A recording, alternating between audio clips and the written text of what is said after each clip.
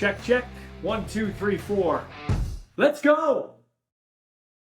Athletes aren't built during the season, they're built here in the off season, where real progress happens. At the Den Sports Performance and Agility Center, they don't just train, they develop. For athletes ages 13 to 17, they offer team packages and individual group training with up to 5 weekly sessions of your choice of dryland or strength-focused work. Every program blends strength, agility, balance, mobility, speed, and recovery with a focus on durability that most programs overlook. Because showing up on game day means staying strong all season. Every session is coached by a certified speed and strength specialist and focused on long-term athletic success, not quick fixes. Flexible programming, real results. The Den Sports Performance and Agility Center is where serious athletes level up. Book your spot now at thedenyqr.ca. Okay, correctly pronounce your last name for me because I've heard it called a bunch of different ways. Well, a couple different ways. Yeah, that's an ongoing thing. I'm not entirely sure, but I'm pretty sure it's Kocur or Kosher. So, Yep, I say Kocur, Joey Kocur. yeah, yeah, that works for me. Yeah. Are you related to him? Yeah, they're my cousins, Joey Okay. and Corey, and then the Melrose as well. So, yeah. Oh, wow. That's quite a Yeah. hockey stable going on there, hey? Yeah, they're, obviously the family ties there, but, they're obviously a lot tougher than I was. So, but, yeah, same Do you last get name. do you get any advice from those cousins? Here and there. Yeah, I mean, like, one of my buddies, or one of my cousins, he's an agent now, so we talk quite a bit with, obviously the hockey world, and Mhm. then obviously Joey was just down here in Estevan for a sportsman dinner this past spring, and we talked a lot for a couple of days, and we stayed in touch, and we talked a lot of hockey, and kind of just the grind and the process, and yeah, there sometimes I lean on him for advice, and yeah. Awesome, man. Okay, so you won the Viking Cup. Tell us about that game, overtime thriller. Yeah, that was tremendous week. It was an honor to coach there and coach that group of players from around the league. But for the tournament itself and that last game, it was we had kind of read a high for the first few games and kind of dominated a little bit, and then obviously we had a couple of tight games with State, good program, and we ended up going overtime both nights, and then in the last game there we weren't we just didn't have any puck luck kind of the first 40, and we were down two, and kind of the first time that we had faced adversity all tournament, and then obviously we found a way late in the game to score a couple late goals, and then obviously take it in overtime. How challenging is it to bring a collection of guys like that together from around the league when you're part of the league yourself in a member club like the Estevan Bruins? Yeah, I think it's you have to kind of take what you've learned, and obviously you're coaching some of the best players in the league, and they all want to get better, and that's the most important part. But that we all shared the same goal, and we wanted to win. So when we got there, I put up some stuff around the dressing room, and the biggest thing was that we all had to buy in right away, and that was kind of the buy into the system, and make sure that we like each other as a group, and we do it together. We before me, and we did those things right from that first practice, and you could see the morale and the camaraderie within the group was super tight, and yeah, I mean, obviously it's hard, but then we had a lot of video sessions before each game that we played, and we broke down the other team systems, and yeah, I know obviously at the end of the day we won the gold medal, and it obviously worked, but yeah, it's definitely challenging at times for sure.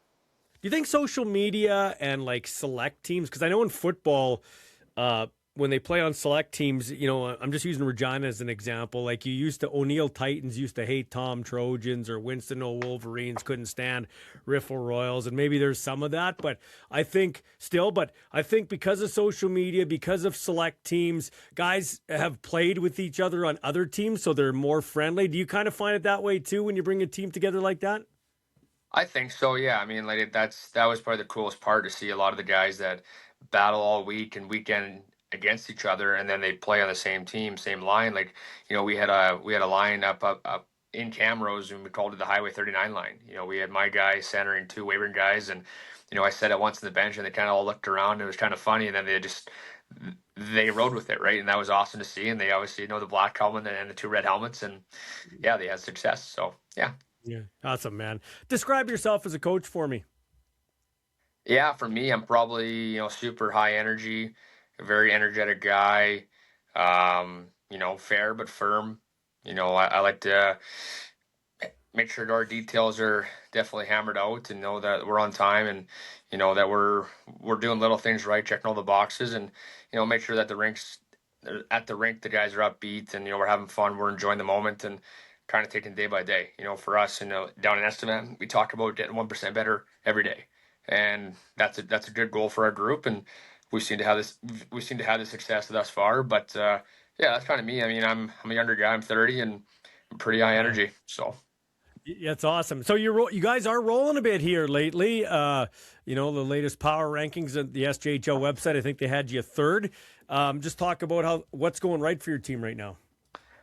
yeah, for our group, I really think that we had a quick turnaround. Obviously, in the off season, I only brought back four or five returners, and we kind of made some different decisions, and that brought us in, some different skill and some speed and some younger guys, and obviously made some trades in the offseason as well to allow our group to be really, really competitive. And we got two great goaltenders. Our back end is really good, and obviously we have two of the best scoring forwards in the league, and then obviously we have some great depth forwards on our group, and like the team itself, we're all together. We always want to do this thing together at the end of the year, and yeah, I mean, we've played some good hockey in the first half for sure. We're definitely not satisfied. For us, we want to obviously win the ultimate goal, and that takes obviously some puck luck and being healthy and being in the right place, right time. But we feel that we really have good chances here to go all the way.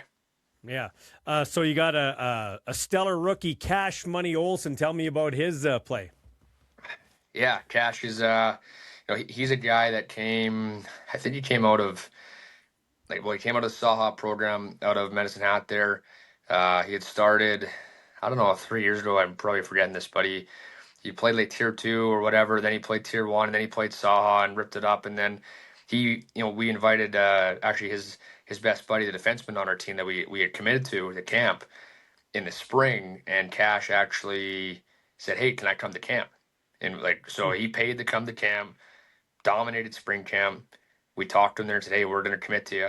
And he hasn't looked back since. And he's really skilled. He's slick with the puck. He has a lot of patience for a young player. He's playing with the two best guys in the league, and obviously, and he's also earned that role on that line. And he's super super skilled. Like I said, he can score. He can make plays. He's a very confident young man, and we're really excited to see his success and development grow over the next couple of years. You alluded to his line mates. Can you fill us in on his line mates? Yeah, we have Ewan Rennie and Rylan Williams. They're 1 and 2 in league scoring. They're different players.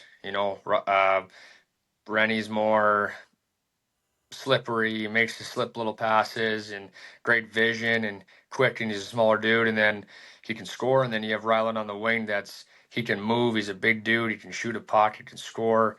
He's a huge force for our group, and yeah, those two do a lot of the legwork for the group up front for sure. But yeah, they're both great players, and they definitely round out our group. Before we talk about the games ahead, lastly about coaching, is there something about coaching, Drew, that's been an eye opener for you? Like maybe even not just on the ice, but off the ice? I don't know about an eye opener. I mean, I would say that for like myself, like I'm always trying to get better at something every day too, whether that's reading something different from a coaching book or listening to a podcast or doing something along those lines to try and make myself better as a coach. And maybe I can take something or a piece of something that I've read or listened to and apply it to our group, or maybe even apply it to myself. I think the best part about hockey, in my opinion, is that the game changes all the time. It changes quickly. It changes year to year, and there's always something new to learn. And yeah, like that's probably what I would say was like for coaching for me. Yeah. Yeah, okay. And lastly, you got the games ahead. I think you got Melfort next. Just talk about that challenge coming up. Yeah, the two-time defending champs coming in on tomorrow night, and yeah, like they're a great team. They know how to win. They have good players on their team. Trevor's been coaching a long time. He's had a lot of success. What, for us, we have to just kind of take care of our own, win the games that we have to win and make sure that we have the right mindset for tomorrow night's game. And, we know that every game and every point means something the rest of the way here, just with how tight the lead is and then the standings. So, 2 points is very important. It's always in the line, and every win means something for sure. Actually, you jogged my memory. One more question. How taxing is it to have a league so parity filled where it's like you're almost in a playoff game every game?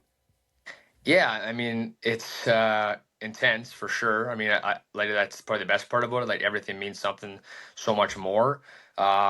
Deadline was tough, right? You know, there's 8 or 9 teams that think that they can go win this thing this year, and kudos to them because they should think that way.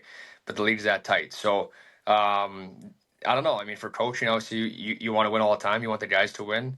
But every game means something, and it means that much more, especially this year that we've seen the standings. Like, you have a good weekend, you could be in third place. You have a bad weekend, you could be in sixth. So, Mm. yeah, we should make sure that we're sharp and ready to go.